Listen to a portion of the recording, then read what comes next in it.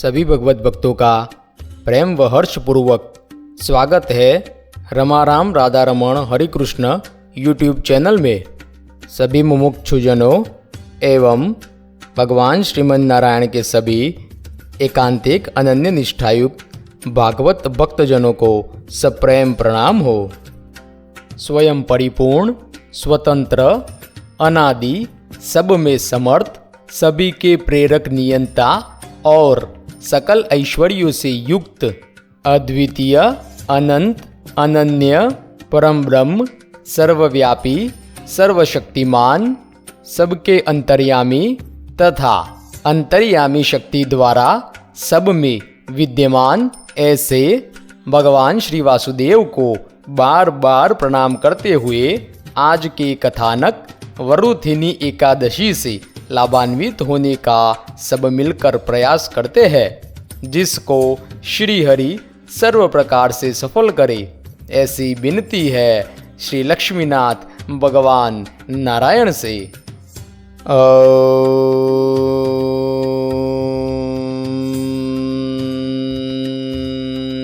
नमो भगवते वासुदेवाय।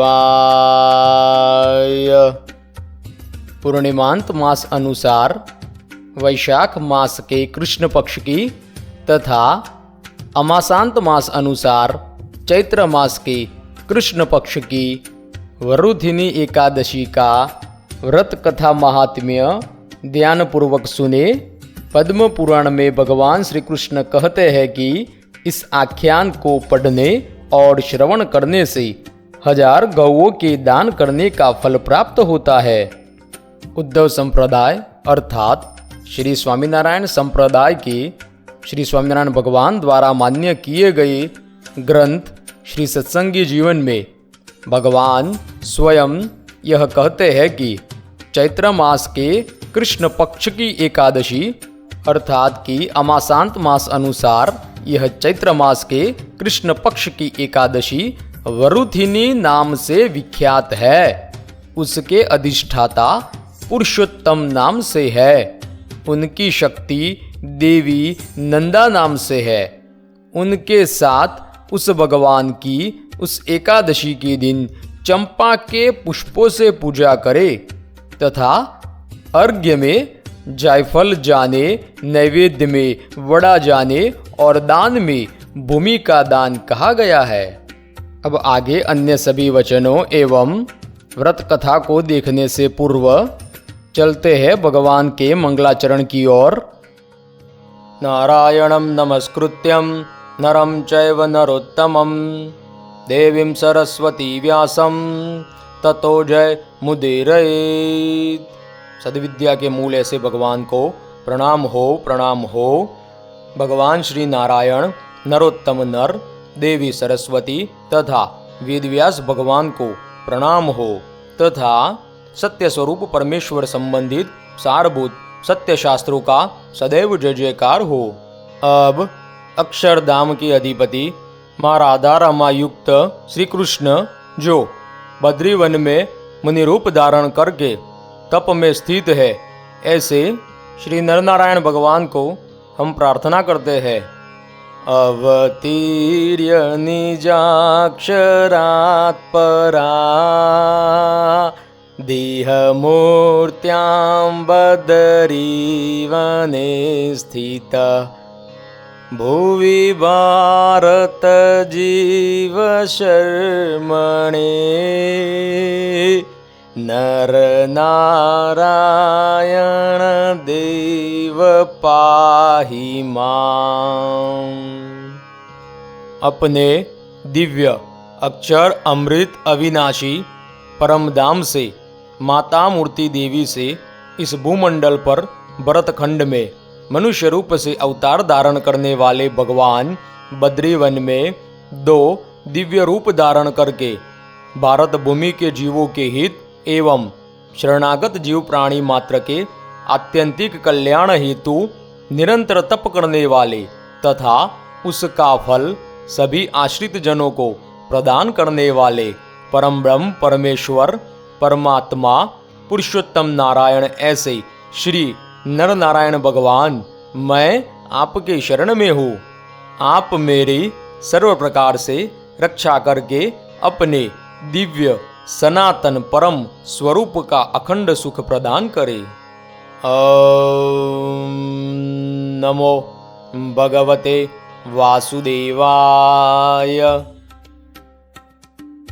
श्री सत्संग जीवन प्रकरण 3 में भगवान श्री नारायण मुनि कहते हैं कि दशमी के दिन व्रत नियमों को पालन करते हुए व्रती भगवान श्री पुंडरीकाक्ष के सन्मुख एकादशी के व्रत नियम का संकल्प करके भगवान से यह व्रत निर्विघ्न परिपूर्ण होने के लिए प्रार्थना करे तथा नियमों को बताते हुए श्री हरि कहते हैं कि एकादशी के दिन काष्ठ से दंत धावन भी न करे और मुख शुद्धि तो 12 बार जल से गंडूष अर्थात कुल्ला करके करे तथा आगे यह वचन भी है कि मेरे आश्रित कृष्ण भक्त स्त्री पुरुष एकादशी का दिन तो भगवान की पूजा इत्यादि कर्मों से ही निर्गमन करे, अन्य प्रकार से नहीं।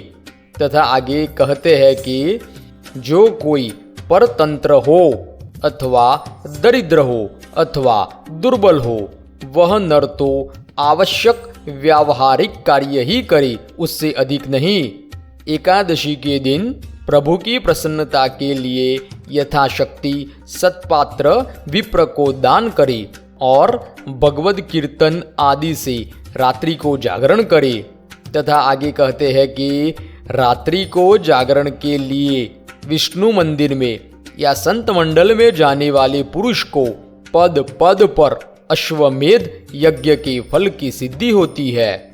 उसमें जागरण हेतु प्रवर्तमान पुरुष तो पुरुष ऐसे ही संत जनों के मंडल में जाए तथा स्त्रियां तो सती स्त्रियों के ही मंडल समीप जाए। वह जागरण तो भगवान की कथा इत्यादि से ही करे, परंतु द्यूत ग्राम्य वार्ता इत्यादि से कभी न करे।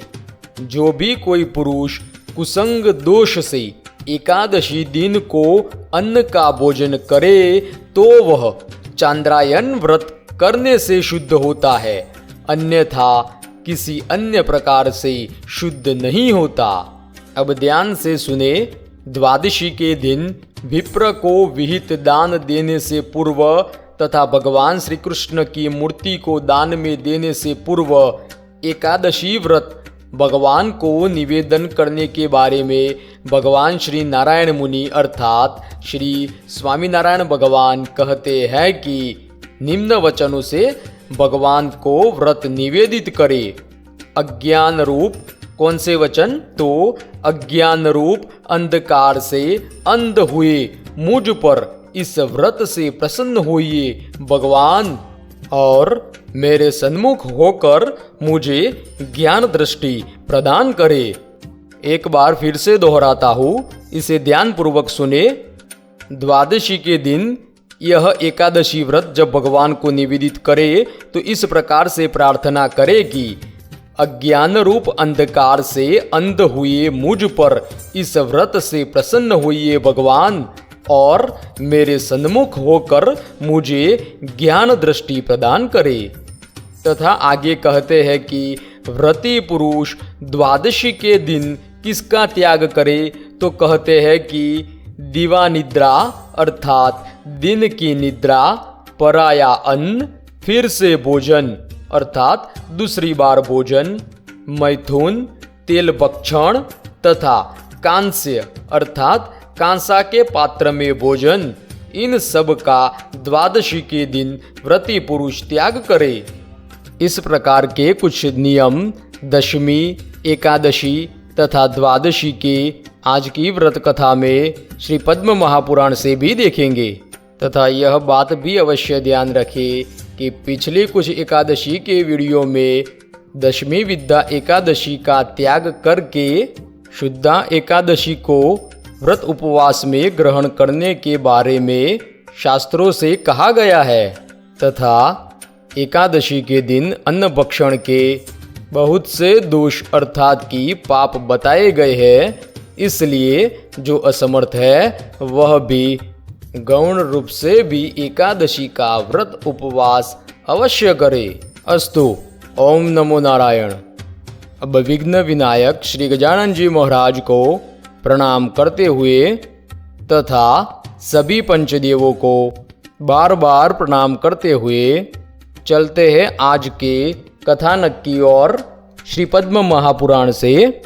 उसमें यह संपूर्ण कथानक भगवान श्री उमापति तथा नारद जी के बीच संवाद के अंतर्गत भगवान श्री कृष्ण तथा युधिष्ठिर राजा के बीच में संवाद रूप से प्रस्तुत किया गया है। उसमें राजा युधिष्ठिर भगवान श्री कृष्ण को पूछते हैं, वैशाख मास के कृष्ण पक्ष में होने वाली एकादशी का नाम क्या है? हे वासुदेव, आपको नमस्कार है, आप मुझे उसका महात्म्य बतलाए। तब भगवान श्री कृष्ण ने कहा, सौभाग्यदायिनी राजन इह लोके परत्र च वैशाख कृष्ण पक्षे तु नाम्ना चैव वरुथिने वरुथिन्ना व्रतेनैव सौख्यं भवति सर्वदा पापहानिश्च भवति सौभाग्य प्राप्ति रेव च दुर्भगा या करोत्येनां शास्त्री सौभाग्य माप्नुयात् लोकानां चैव सर्वेषां भुक्ति मुक्ति प्रदायिनी सर्वपापहरा नृणां गर्भवास निकृन्तनी। अर्थात भगवान श्री कृष्ण कहते हैं कि हे राजन, वैशाख मास के कृष्ण पक्ष की एकादशी का नाम वरुथिनी है। वह इस लोक में तथा परलोक में सौभाग्य प्रदान करने वाली है। वरुथिनी एकादशी के करने से सदा सुख मिलता है। उसका व्रत करने से पाप का नाश होता है और सौभाग्य की प्राप्ति होती है। यदि कोई दुर्भाग्यग्रस्त नारी इस व्रत को करती है तो वह सौभाग्य संपन्न हो जाती है। यह एकादशी सभी मनुष्यों को भोग एवं मोक्ष प्रदान करती है। यह मनुष्यों के पापों को हर लेती है तथा गर्भवास जन्य कष्ट को विनष्ट करती है। तथा आगे कहते हैं कि वरुथिनी का यह व्रत करने के कारण मानदाता स्वर्ग गए। दुंदुमार इत्यादि दूसरे राजा भी स्वर्ग प्राप्त किए। स्वयं भगवान शिव इसके प्रभाव से ब्रह्म कपाल से मुक्त हुए। तथा आगे कहते हैं कि 10 वर्ष सहस्त्राणि तपस्तप्यति यो नरः रविग्रहे कुरुक्षेत्रे स्वर्णभारं ददाति यः तत्तुल्यं फलमाप्नोति वरुथिन्या व्रतं चरन् श्रद्धावान्यस्तु कुरुते वरुथिन्या व्रतं नरः। अर्थात जो मनुष्य 10,000 वर्षों तक तपस्या करता है तथा सूर्य ग्रहण के समय जो एक बार सुवर्ण दान देता है, उससे प्राप्त होने वाले फल के समान ही वरुथिनी एकादशी व्रत का फल उस व्यक्ति को प्राप्त होता है जो इस व्रत को श्रद्धा पूर्वक करता है। तथा आगे भगवान श्री कृष्ण कहते हैं कि वांछितं लभते सोऽपि इह लोके परत्र च पवित्रा पावनी हेषा महापातक नाशिनी। अर्थात इस एकादशी व्रत को करने वाला मनुष्य इस लोक और परलोक में अपनी इच्छाओं की पूर्ति करता है। यह एकादशी पवित्र तथा महापापों का विनाश करने वाली है। तथा आगे कहते हैं, हे नृपश्रेष्ठ, यह व्रत करने वालों को भोग तथा मोक्ष प्रदान करने वाली है। राजन, अश्वदान की अपेक्षा गजदान का अधिक फल होता है। गजदान की अपेक्षा भूमिदान और भूमिदान की अपेक्षा तिलदान का अधिक फल होता है। उसकी अपेक्षा स्वर्णदान का अधिक महत्व है और उससे भी अन्नदान का अधिक फल होता है। अन्नदान से बढ़कर न तो कोई दान हुआ और न होगा। पितर, देवता और मनुष्य सबों की अन्न से ही तृप्ति होती है। वचन है कि अन्नदानात् परम दानम न भूतम न भविष्यति पितृदेव मनुष्याणाम तृप्तिरन्नेन जायते। तथा आगे कहते हैं कि तत्समं कविभिः प्रोक्तम कन्यादानम नृपोत्तम धेनुदानम च तत्तुल्यम इत्याह भगवान स्वयं। अर्थात भगवान श्री कृष्ण ने कहा, हे नृपश्रेष्ठ, अन्नदान के समान विद्वानों ने कन्यादान को बतलाया है। स्वयं भगवान ने कन्यादान के समान धेनुदान को बतलाया है। तथा आगे कहते हैं, इन सभी दानों से विद्यादान का अधिक महत्व है। यहाँ पर ध्यान दे कि यह जो विद्या की बात है वह आधुनिक की विद्या की बात नहीं हो रही। सा विद्या या विमुक्ति अवश्य ध्यान में रखे, अर्थात कि जो मुक्ति प्रदान करे वह विद्या। तथा भगवान श्री कृष्ण भी भगवत गीता में कहते हैं कि हे पार्थ, विद्याओं में मैं अध्यात्म विद्या अर्थात कि ब्रह्म विद्या हूँ। अर्थात कि अर्थोपार्जन की विद्या अलग है और मोक्ष प्राप्ति की विद्या भी अलग है। और भगवान ने मुक्ति कारक विद्या को अपनी विभूति बतलाया है। इसलिए विद्या का अर्थ करते वक्त इस बातों को अवश्य ध्यान में रखना चाहिए। तो यहाँ श्री पद्म महापुराण में भगवान कहते हैं कि इन सभी दानों से विद्यादान का अधिक महत्व है। वरुधिनी एकादशी का व्रत करने वाला मनुष्य विद्यादान के फल के समान फल प्राप्त करता है। पापी मनुष्य कन्या के धन से जीवित रहते हैं। पुण्य का नाश हो जाने के कारण वे यातनामय नरक में जाते हैं। अतएव कन्या का धन किसी भी हालत में नहीं लेना चाहिए। लोभ के कारण जो लोग कन्या को बेचकर उसका धन लेते हैं वे अगले जन्म में निश्चित रूप से विडाल होते हैं। विडाल अर्थात कि प्राणियों की एक बिल्ली जैसी प्रजाति है। तथा आगे कहते हैं कि जो मनुष्य पुण्य के कारण अपनी शक्ति के अनुसार अलंकृत करके कन्या का दान करते हैं उस पुण्य को चित्रगुप्त भी नहीं गिना सकते हैं। वरुथिनी एकादशी करने वाला मनुष्य उसके समान ही फल प्राप्त करता है। अब व्रत उपवास के नियमों को बतलाते हुए कहते हैं कि व्रत करने वाले वैष्णव को चाहिए कि वह कांस्य अर्थात कांसा के पात्र में भोजन करना त्याग करे। मांस, मसूर, चना, कोदो, शाक, मदिरा, यहाँ कुछ जगहों पर मदिरा तो कुछ जगहों पर शहद का निषेध बताया गया है। तो शहद, फिर पराया अन्न, पुनः भोजन अर्थात दूसरी बार भोजन करना तथा मैथुन, इन 10 चीजों का दशमी तिथि को त्याग करे। वचन है कि कांस्यम मांसम मसूरांश्च चणकान् कोद्रवांस तथा शाकम मधुपरान्नम च पुनर्भोजन मैथुने वैष्णवो व्रतकर्ता च दशम्यां दशवर्जयेत्। इसी तरह आगे एकादशी को त्याग करने योग्य चीज़ों के बारे में कहते हैं कि एकादशी को जुआ न खेले, फिर निद्रा का त्याग करे, पान का त्याग करे, दतौन का त्याग करे अर्थात कि दातून न करे, फिर दूसरे की निंदा का त्याग करे, चुगली, चोरी, हिंसा, रति क्रीड़ा त्याग करे, क्रोध, पतितों से वार्तालाप करना तथा झूठ बोलना, इन सब का परित्याग कर देना चाहिए।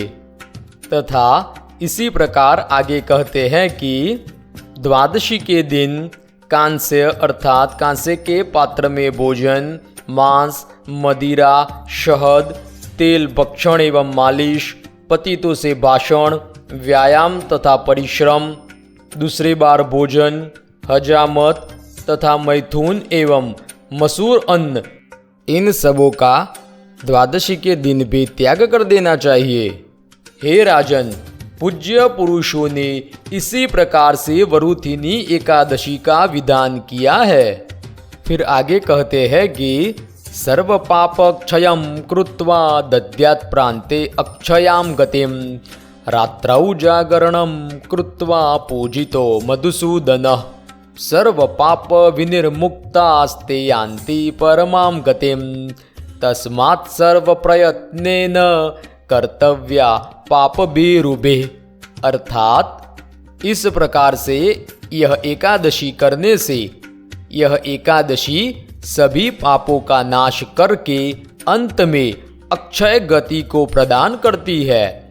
रात्रि में जागरण करके भगवान मधुसूदन की पूजा करने से सभी पापों से मुक्त होकर व्रत करने वाले परम गति को प्राप्त करते हैं।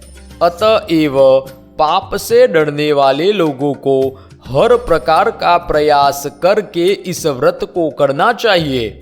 तथा आगे कहते हैं कि यमराज से भयभीत रहने वाले मनुष्य को वरुथिनी एकादशी करनी चाहिए।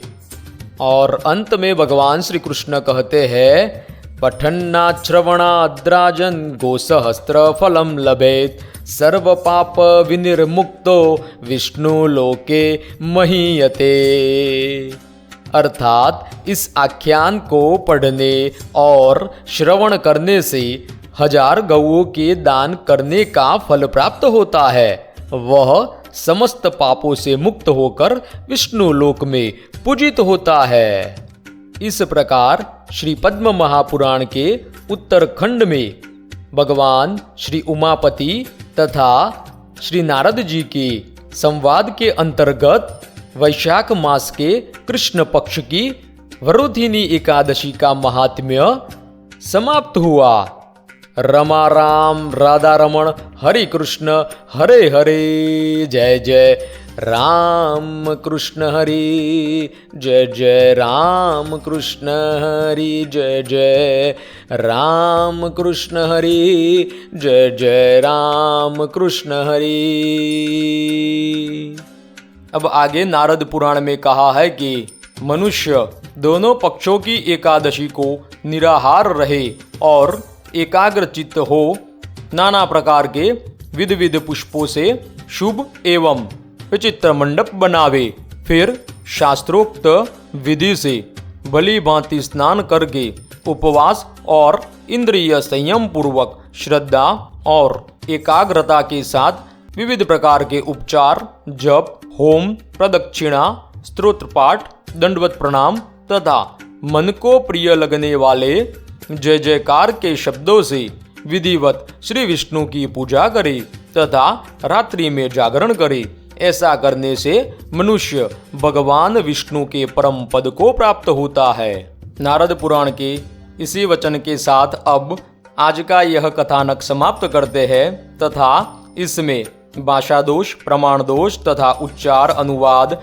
आदि में जो भी त्रुटियां हुई हो उसके लिए हम आप सबके क्षमा प्रार्थी है। मिलते हैं अगले वीडियो में, तब तक के लिए सबको रमा राम राधा रमण हरि कृष्ण हरे हरे जय जय राम कृष्ण हरि जय जय राम कृष्ण हरि जय जय राम कृष्ण हरि जय जय राम कृष्ण हरि।